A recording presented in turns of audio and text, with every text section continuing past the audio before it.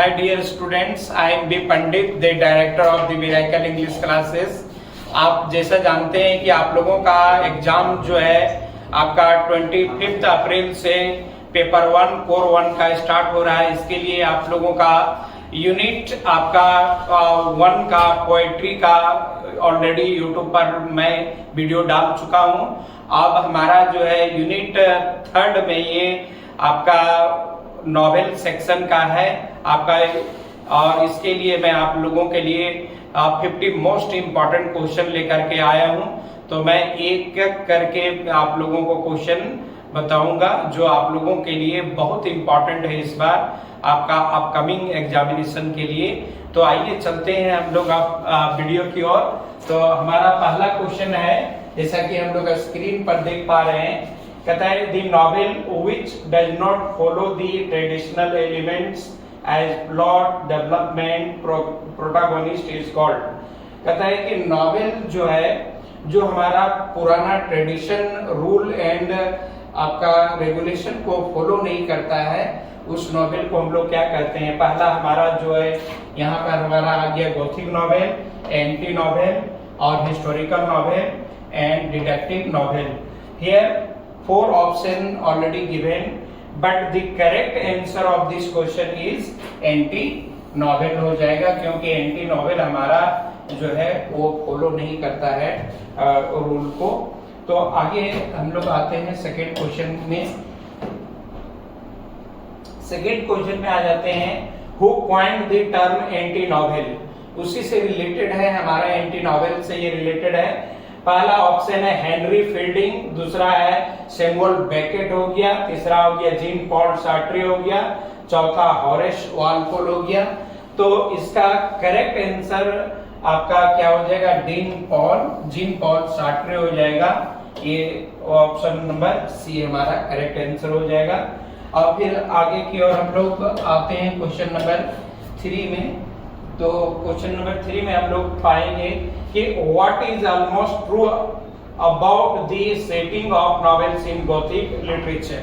अब हम लोग गॉथिक नॉवेल के बारे में यहाँ पर चर्चा करेंगे, जो we already know about the Gothic novel. Gothic novel deals the theme of the murder, blood, cuddling, horror and sedition.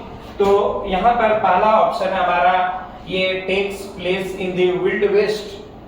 नहीं, ये तो नहीं होगा हमारा। कहता है develops around a castle of mansion, इसको हम लोग अभी रखते हैं हेड में। उसके बाद हमारा option number C, full of the joy and happiness, ये नहीं होगा क्योंकि जॉय हैप्पीनेस हमारा गॉथिक नॉवेल में बिल्कुल नहीं होगा। फुल ऑफ हिडन मैसेज, ये भी हमारा नहीं होगा। तो हमारा जो बच जाता है डियर स्टूडेंट, आंसर आपका क्या होगा, develop around a कास्टल and mention. कास्टल मतलब होता है हमारा बड़ा बिल्डिंग होता है, और भुतहा बिल्डिंग होता है जिसमें इसका गॉथिक नॉवेल का सेटिंग किया जाता है, और इसको भी हम लोग मेंशन करते हैं। तो अब फिर हम लोग क्वेश्चन नंबर 4 में आ जाते हैं। अब हमारा क्वेश्चन नंबर 4 यहाँ पर कह रहा है कि in which century did the period known as Gothic begin, कि गॉथिक नॉवेल हमारा किस सेंचुरी में आपका चालू होता है, 19th सेंचुरी, 18th सेंचुरी, आपका 17th सेंचुरी या 20th सेंचुरी। तो actually Gothic novel was written in 18th century. तो ऑप्शन नंबर हमारा जो है ये आपका बी जो है वो करेक्ट आंसर है डियर स्टूडेंट। फिर हम लोग आ जाते हैं अगला क्वेश्चन नंबर में। तो आप हमारा ये क्वेश्चन है कि ओरिजिनल नॉवेल मीन्स, तो ओरिजिनल नॉवेल का अर्थ क्या होता है, रिलेटेड टू रिलीजन, बिल्कुल नहीं होगा, रिलीजन से रिलेटेड नहीं होता है। Related to the particular region, इसको हम लोग रखते हैं, बाद में देखेंगे। और ऑप्शन नंबर सी में है आपका स्पेसिफिक हिस्ट्री, ये भी नहीं होगा हमारा। कहता है option number D specific literature, नहीं ये भी नहीं होगा। तो करेक्ट हमारा आंसर क्या हो जाएगा, ये related to the particular region, आपका पर्टिकुलर रीजन कोई पर्टिकुलर क्षेत्र से ये हमारा रिलेटेड रहता है, इसीलिए हम लोग इसको क्या कहते हैं, ओरिजिनल नॉवेल बोलते हैं। और फिर अगला हम क्वेश्चन में आते हैं, क्वेश्चन नंबर 6 में का the word novel is taken from, बहुत इंपॉर्टेंट है इस बार के लिए डियर स्टूडेंट। आपका पहला ऑप्शन कहता है इंडियन नोवेला से लिया गया है, और बी ऑप्शन कहता है यूरोपियन नोवेला से लिया गया है, और थर्ड ऑप्शन कहता है ग्रीक नोवेला से लिया गया है, और डी ऑप्शन किया गया है आपका इटालियन नोवेला से किया गया है। तो इसका करेक्ट आंसर आप लोगों को क्या होगा, ये हमारा इटालियन नोवेला से लिया गया है। तो फिर आगे हम लोग बढ़ते हैं। क्वेश्चन नंबर हम लोग 7 में देखते हैं कि which genre of the literature is called the pocket theater। हम लोग पॉकेट थिएटर किसे कहते हैं? कहता है कि आपका ऑप्शन नंबर ए में ड्रामा, नहीं, आपका ऑप्शन नंबर बी में नॉवेल, आपका इसको अभी रखते हैं, और option number C short story, और ऑप्शन नंबर हमारा डी है प्रोज। तो हमारा पॉकेट थिएटर जो है नॉवेल को बोला गया है dear student, because novel can be carried everywhere and anywhere, that's why it is called the pocket theatre. तो इसका हमारा क्या हो जाएगा, correct answer option number B हो जाएगा। फिर हम लोग आगे की ओर बढ़ेंगे, तो इसमें हम लोग पाएंगे कि आपका ऑप्शन क्वेश्चन नंबर 8 में ए novel is a long narrative work in, novel जो है लॉन्ग नैरेटिव इन क्या है, ये आपका पोएट्री है, नहीं, ड्रामा है, नहीं, आपका प्रोज में है, आपका शॉर्ट स्टोरी में है, नहीं, ये हमारा ऑप्शन नंबर क्या बच जाता है, आपका सी। तो हमारा ये क्या है, ये सी करेक्ट आंसर है, हमारा प्रोज होगा। और फिर हम लोग आ जाते हैं यहाँ पर आपका क्वेश्चन नंबर 9 में an arrangement of events in A novel called, कहता है घटनाओं के अरेंजमेंट को हम लोग नॉवेल में क्या कहते हैं? पहला स्टोरी बोला जाता है, थीम बोला जाता है, नहीं, आपका सी में प्लॉट बोला जाता है, और डी में कैरेक्टर बोला जाता है। तो हमारा इसका करेक्ट आंसर क्या होगा, ये प्लॉट बोला जाता है डियर स्टूडेंट। अब हम लोग आ जाते हैं अगला क्वेश्चन की ओर। तो इसमें हम लोग पाएंगे the time and location, the time and location, the time and location where a story takes place. कहता है कि हमारा जो स्टोरी जहां पर सेट किया जाता है उस लोकेशन को हम लोग क्या बोलते हैं? पहला क्लाइमेट बोला जाता है, मूड बोला जाता है, नहीं, थीम बोला जाता है, नहीं बोला जाता है। तो हमारे पास हैंड में एक ऑप्शन बचता है, जो करेक्ट आंसर हमारा क्या हो जाएगा, ये आपका ऑप्शन नंबर डी हो जाएगा। और फिर हम लोग आते हैं आगे की ओर बढ़ते हैं, और ये क्वेश्चन नंबर 11 में कहते हैं एक character that does not change through a story is called. हम लोग पढ़े थे कि there are two types of character, एक आपका राउंड कैरेक्टर हो गया, एक फ्लैट कैरेक्टर हो गया। The character which who develops according to the circumstances is called round or dynamic character, and the character which does not change according to circumstances is called a static or flat character। तो हमारा ये यहाँ बोल रहा है कि जो does not change, तो हमारा ये round तो बिल्कुल नहीं होगा, स्टैटिक देखते हैं, डायनामिक भी हमारा नहीं होगा, ये बोरिंग तो होगा ही नहीं। हमारा क्या हो जाएगा, ये हमारा ऑप्शन नंबर बी करेक्ट हो जाएगा। क्या हो जाएगा, स्टैटिक कैरेक्टर हो जाएगा। और फिर अब हम लोग आते हैं क्वेश्चन आगे की ओर बढ़ते हैं। क्वेश्चन नंबर 12 में है the major events in a story that explains what the story is about. The major event को जो एक्सप्रेस करता है, पहला थीम हो गया, दूसरा आपका ऑप्शन है ये सेटिंग हो गया, तीसरा टोन हो गया, और चौथा प्लॉट हो गया। ये क्या होगा आपका ऑप्शन नंबर ये होगा, क्योंकि कोई भी नॉवेलिस्ट जो होता है, ऑथर होता है, वो क्या करता है, अपना मैसेज को, अपना फिलोसफी को, अपना व्यू पॉइंट को वो रखना चाहता है। तो ये थीम आपका करेक्ट आंसर हो गया क्वेश्चन नंबर 12 का। और फिर हम लोग आते हैं आगे की ओर बढ़ते हैं। क्वेश्चन नंबर 13 है, कहते हैं क्वेश्चन नंबर 13 में the novel which deals with the journey of hero is known as. ये आपका जर्नी ऑफ द हीरो के बारे में बोला गया है।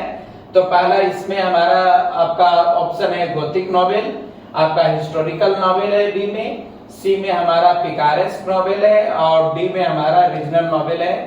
तो ये कहता है जर्नी ऑफ द नॉवेल, तो हम लोग जर्नी ऑफ द नॉवेल को पढ़े थे किस नॉवेल में, ये हमारा करेक्ट आंसर हो जाएगा पिकारेस्क नॉवेल हो जाएगा, जो ऑप्शन नंबर सी हमारा करेक्ट है। अब हम लोग आगे की क्वेश्चन की ओर बढ़ते हैं। तो 14 number, which of the following is a good example of picaresque novel. Same question है हमारा, गुड एग्जांपल पिकारेस्क नॉवेल का क्या है। पहला है हमारा द स्कूल फॉर स्किंडल हो गया, दूसरा टॉम जोन्स हो गया, 5 पॉइंट समन हो गया, द गाइड हो गया। तो मैं बता देना चाहता हूं स्टूडेंट की आपका सेमेस्टर 4 में जो है टॉम जोन पढ़ना है, जो हेनरी फील्डिंग के द्वारा लिखा गया एक प्रकार का पिकारेस्क नॉवेल है, जिसमें टॉम के वेगाबॉन्ड जर्नी को रिप्रेजेंट किया गया है। तो इसका करेक्ट आंसर क्या होगा हमारा, ऑप्शन नंबर बी हो जाएगा। तो अब हम लोग चलते हैं आगे की ओर। क्वेश्चन नंबर 50 में कहता है who is known as the father of picaresque novel. फिर इसी से रिलेटेड है कि पिकारेस्क नॉवेल के फादर किसे माना गया है। तो अभी मैंने कुछ देर के पहले भी बोला था, तो यहाँ पर ऑप्शन नंबर ए में स्मॉलेट है, बी में जॉर्ज इलियट है और सी में वर्जीनिया वुल्फ है और आपका डी में जो है हेनरी फील्डिंग है। तो इसका करेक्ट आंसर हमारा क्या हो जाएगा, हेनरी फील्डिंग हो जाएगा। पिकारेस्क नॉवेल का आपका फादर जो हेनरी फील्डिंग को माना गया है। अब हम लोग आते हैं, बहुत इंटरेस्टिंग है ये आपका रीजनल नॉवेल का ये टॉपिक है, who wrote the Malgudi novel. ये मालगुडी नॉवेल किसने लिखा। पहला है हमारा ऑप्शन में आर के नारायण है और दूसरा है आपका R K Lakshman. It is very interesting thing that R K Narayan R K Lakshman is the brother of the R K Narayan and the Premchand and गेडे उपासा। तो आपका यहाँ पर क्या होगा, करेक्ट आंसर क्या हो जाएगा आपका आर के नारायण हो जाएगा, ऑप्शन नंबर ए करेक्ट आंसर हो जाएगा। फिर हम लोग आगे की ओर बढ़ते हैं। अब क्वेश्चन नंबर 17 में the novel which is based on the discovery and invention called. कहता है वैसा नॉवेल जो डिस्कवरी और इन्वेंशन पर आधारित रहता है उसको हम लोग कौन सा नॉवेल कहते हैं।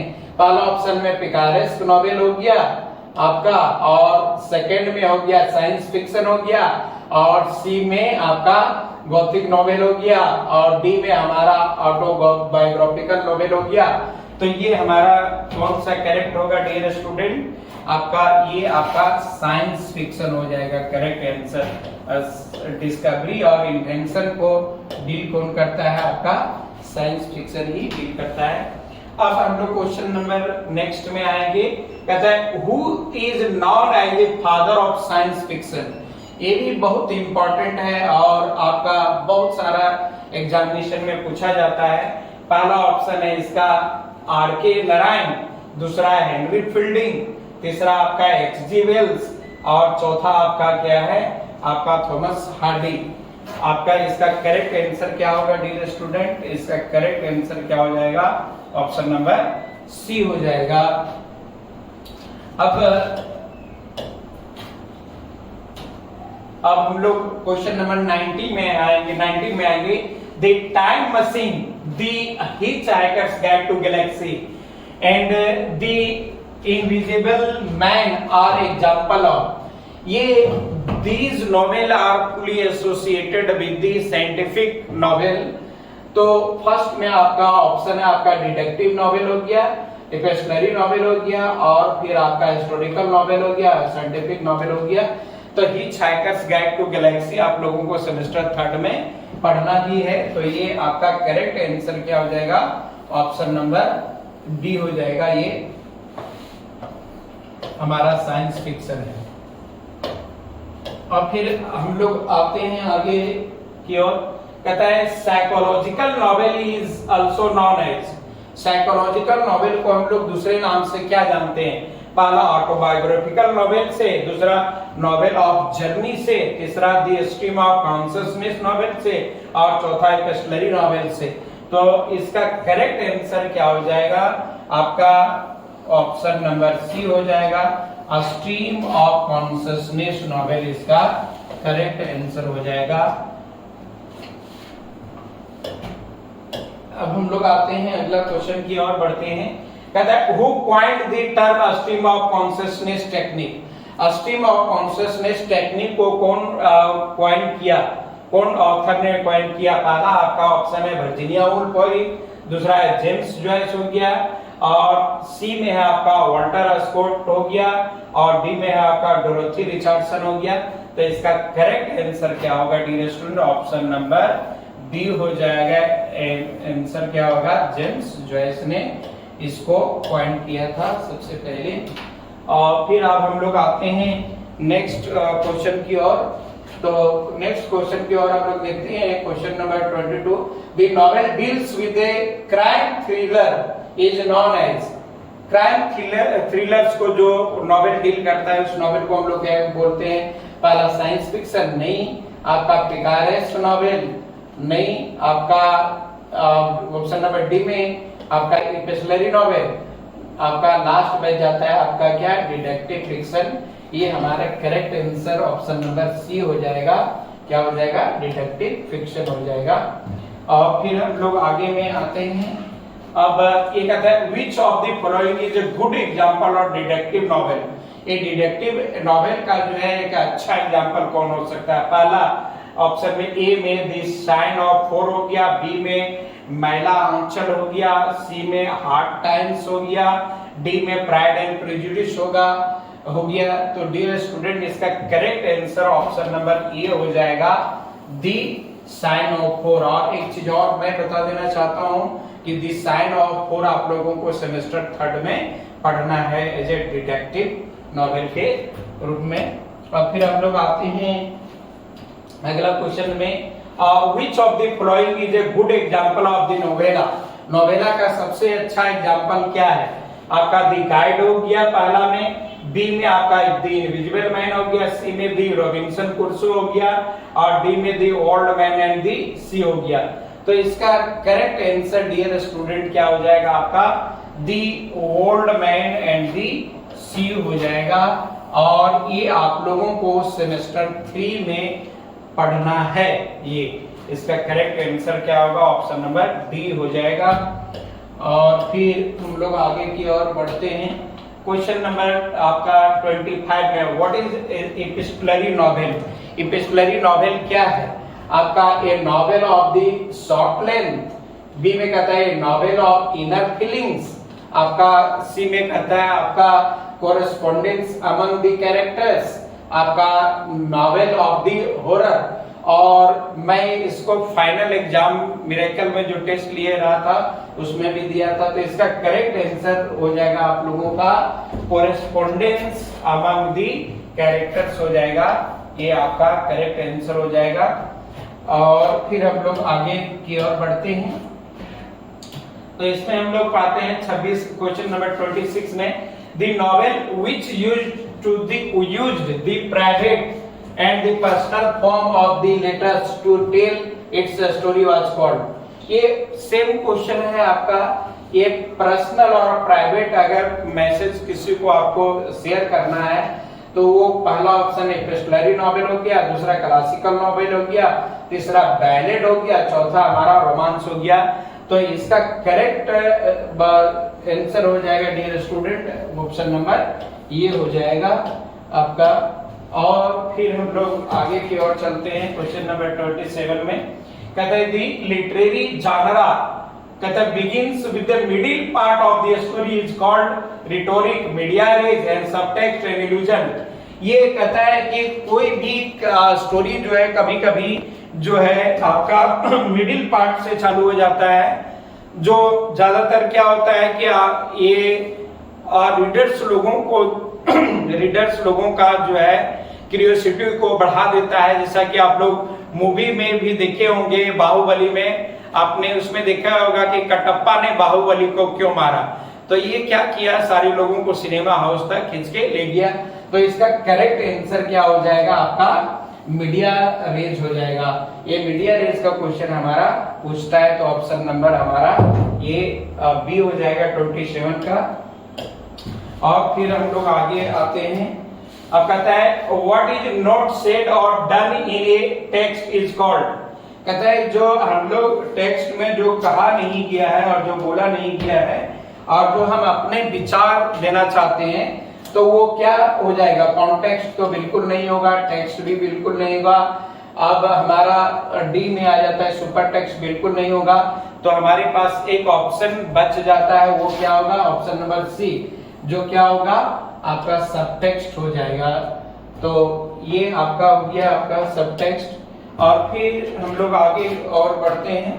कहता है कि the fictional story which deals with chivalry and the courtly love is called. ये कॉर्टली लव और आपका चिवालरी और वीरों की कहानियों को जो है ज्यादातर जो है एलिजाबेथन टाइम में दिखाया जाता था, तो ये आपका गॉथिक नॉवेल है, बिल्कुल नहीं होगा। ये आपका हिस्टोरिकल नॉवेल सी में नहीं होगा। ये आपका मेडिकल नॉवेल मेडिवल नॉवेल नहीं होगा। ये हमारा correct answer option number B हो जाएगा। ये क्या हो जाएगा, हमारा रोमांस हो जाएगा।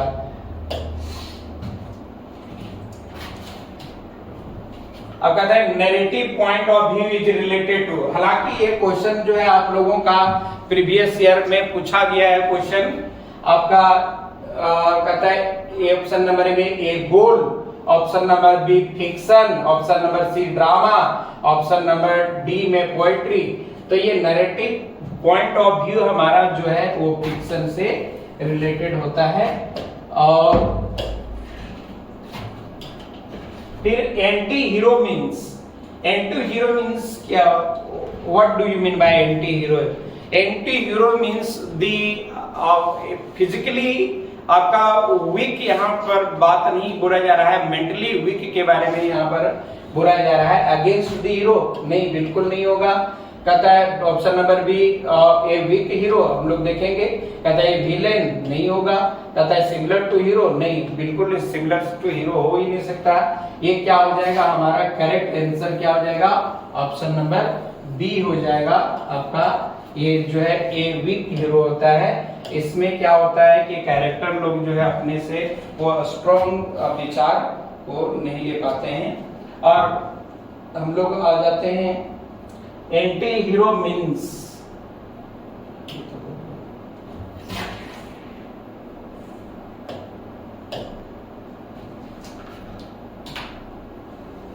हाँ यस। अब हम लोग आ जाते हैं क्वेश्चन नंबर 32 में। अब 32 कहता है डेनोमेंट मीन्स, डेनोमा का अर्थ क्या होता है, making mystery, misunderstanding, creating tragedy, solving the problem. ये हम लोग जानते हैं कि आपका जो है इसका स्ट्रक्चर जो है इस तरीके से बनता है हमारा नॉवेल का और ड्रामा का, जिसमें हम लोग पहला इसमें क्या करते हैं, एक प्रकार का एक्सपोजिशन होता है। एक्सपोजिशन हो गया, यहाँ पर हमारा क्या हो गया, राइजिंग एक्शन हो गया, और यहाँ पर हमारा क्लाइमेक्स हो जाता है, और यहाँ पर डेनोमा हो जाता है। तो यहाँ डेनोमा और फॉलिंग एक्शन भी हमारा होता है, यहाँ पर कैटास्ट्रोफ हो जाता है। तो हम लोगों का ये क्या होगा, सॉल्विंग द प्रॉब्लम्स हो जाएगा। ये हमारा ऑप्शन नंबर डी जो है वो करेक्ट हो जाएगा, समझिए ना, ऑप्शन नंबर डी। थोड़ा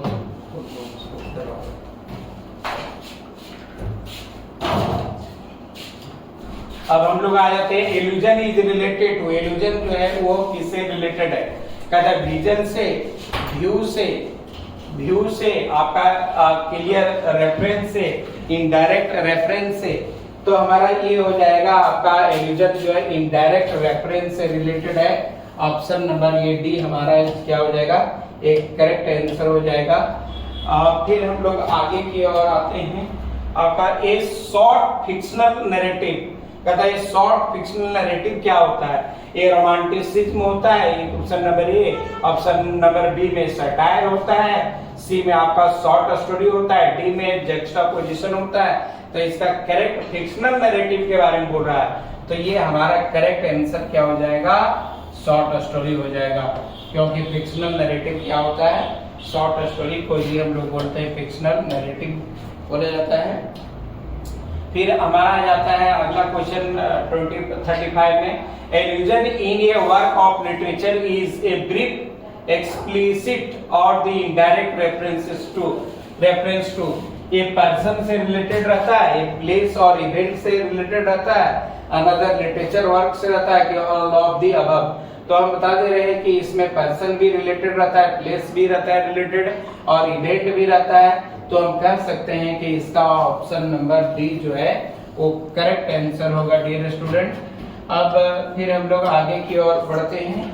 आपका ये जो है दी 36 the setting of Gothic literature usually includes which of the followings. ये गोथिक लिटरेचर आप लोगों को मैंने ऑलरेडी डिस्क्राइब कर दिया है। तो ये आपका सेटिंग के बारे में बोल रहा है कि आपका ये टेम्पल हो गया नहीं, आपका बैटलफील्ड हो गया नहीं, आपका डी में आपका वर्ल्ड ट्री हो गया नहीं, ये आपका हॉन्टेड कासल हो गया है। ऑप्शन नंबर सी आपका जो करेक्ट आंसर हो जाएगा। ये हॉन्टेड कासल मतलब होता है भूतहा बिल्डिंग के बारे में यहाँ पर बोल रहा है। अब हम लोग आगे की ओर बढ़ते हैं।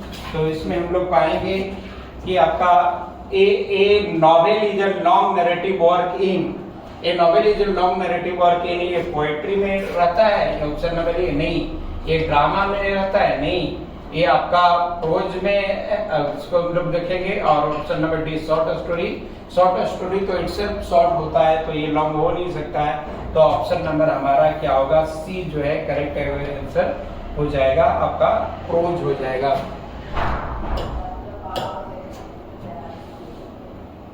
अब who is known as the father of science fiction, बहुत इंपॉर्टेंट है। I think this question is repeated. R K. Narayan, Henry Fielding, H G. Wells and Thomas Hardy. तो इसका करेक्ट आंसर डियर स्टूडेंट क्या हो जाएगा, ऑप्शन नंबर सी हो जाएगा। आपका H G. Wells is known as the father of the आपका साइंस फिक्शन।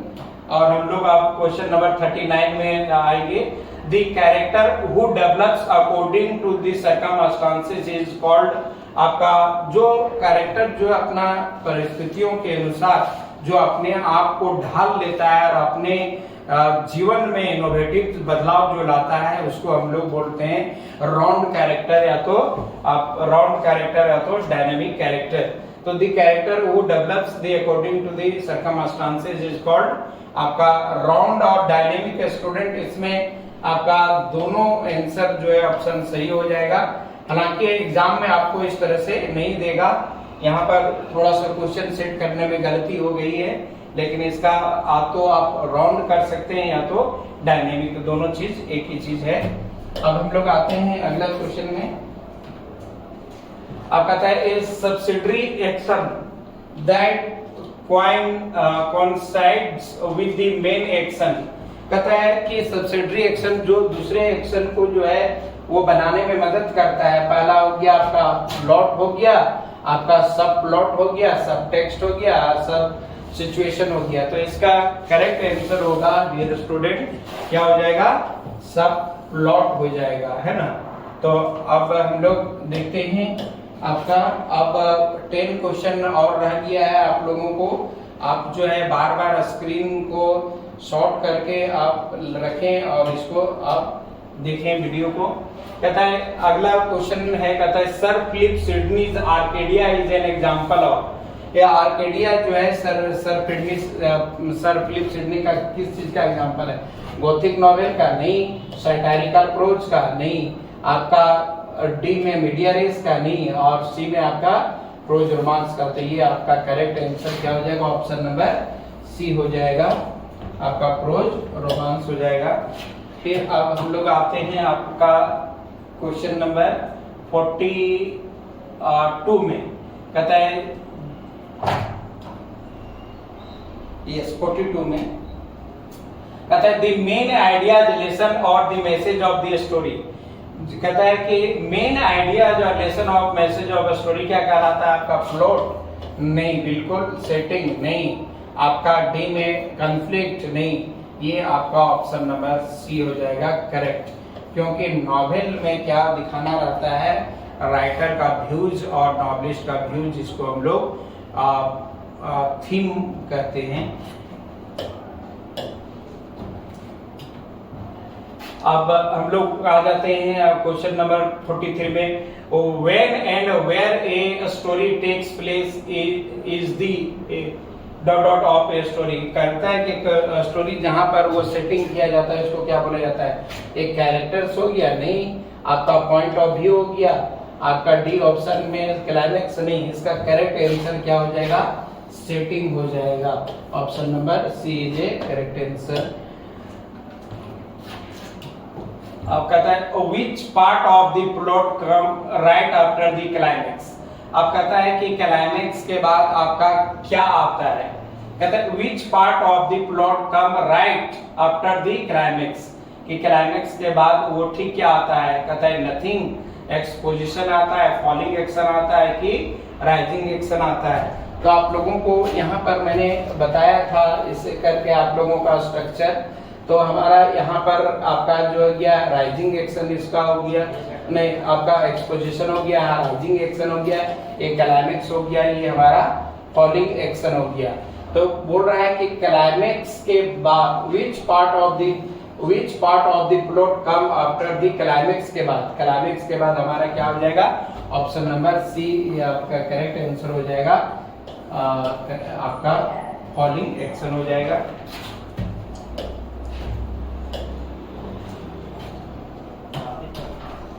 अब हम लोग आ जाते हैं what is the protagonist in a story.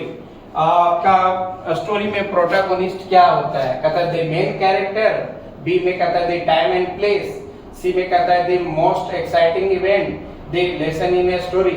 तो डियर स्टूडेंट इसका करेक्ट आंसर हो जाएगा, प्रोटोगोनिस्ट को हम लोग मेन कैरेक्टर बोलते हैं। तो ऑप्शन नंबर ए हमारा जो है वो करेक्ट आंसर हो जाएगा। अब फिर हम लोग आ जाते हैं अगला क्वेश्चन नंबर 46 में। The genre of the literature which contains single theme and a few characters. कहता है वैसा जॉनर ऑफ लिटरेचर जिसमें एक सिंगल थीम हो और आपका सिंगल आपका नहीं और फ्यू कैरेक्टर्स, बहुत कम कैरेक्टर हो। तो ये क्या होता है? प्लॉट नहीं, आपका सी में नॉवेल नहीं, आपका डी में ड्रामा नहीं, आपका ये ऑप्शन नंबर बी हो जाएगा। क्या हो जाएगा करेक्ट आंसर? शॉर्ट स्टोरी हो जाएगा आपका। अब हम लोग आ जाते हैं 47। कहता है the representation of narration is called. हम लोग नरेशन का रिप्रेजेंटेशन कहाँ करते हैं? हम लोग नरेशन का रिप्रेजेंटेशन जो है आपका जो है ये ड्रामा में नहीं किया जाता है, शॉर्ट स्टोरी में भी नहीं किया जाता है, डी लिटरेचर में भी नहीं किया जाता है। तो हमारा बच जाता है हमारा नॉवेल। तो ये आपका नॉवेल में जो है नरेशन का रिप्रेजेंटेशन होता है। अब ड्रामा में क्या होता है? एक्शन का रिप्रेजेंटेशन होता है, जबकि नॉवेल में हमारा जो है आपका नरेशन का रिप्रेजेंटेशन होता है। अब हम लोग आगे आ जाते हैं। अब इससे क्वेश्चन नंबर 48 देखते हैं। कहता है which is not an elements is this. कहता है turning point in this story और the most exciting event in this story. आपका स्टोरी में जो है वो नॉट एलिमेंट बोल रहा है यहाँ पर।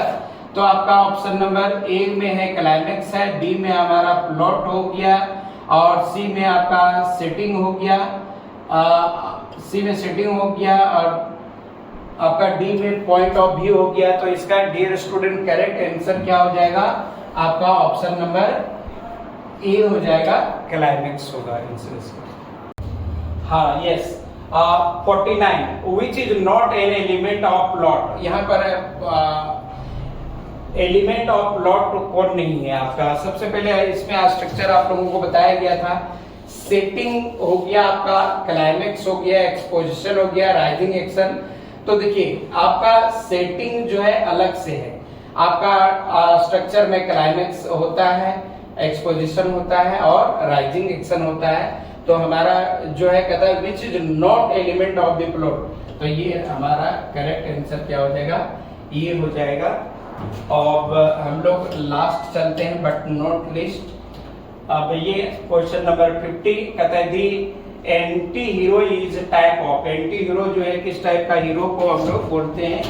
तो हम लोग बोलते हैं प्रोटोगोनिस्ट हो सकता है, कैरेक्टर हो सकता है, हीरो हो सकता है। कहता है एक एंटी हीरो प्रोटोगोनिस्ट हो सकता है, कैरेक्टर भी हो सकता है, हीरो भी हो सकता है। तो हम लोग कह सकते हैं कि all answers are correct, option number D. तो that's all dear student, and those questions are very important for your upcoming examination, and you must share this video and like this video and subscribe the video. That's all for, and best of luck for your examination.